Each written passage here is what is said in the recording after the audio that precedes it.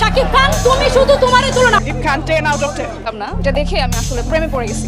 খুবই অসাধারণ লেগেছে। কি ক্রেজ রে ভাই দরদের। শাকিবের দরদ মুক্তির পর থেকেই বেসামাল হয়ে পড়েছে হলগুলোতে উপচে পড়া ভিড়, এত ভিড় যেন ঈদের আনন্দ।